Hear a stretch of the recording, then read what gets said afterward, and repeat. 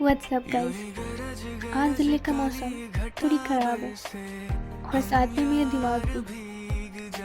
और मैं इसीलिए घर की चप्पल पहन के निकल गई थी इस बारिश में भीगते हुए।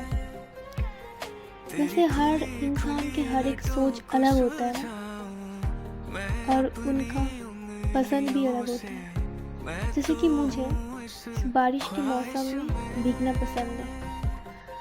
पता नहीं क्यों मुझे इतना पसंद है, लेकिन मैं बचपन से बहुत पसंद करती हूँ बारिश में भीगते हुए अकेले चलना। वैसे मेरे वीडियो कैसे लगे कमेंट में ज़रूर बताना। बाय।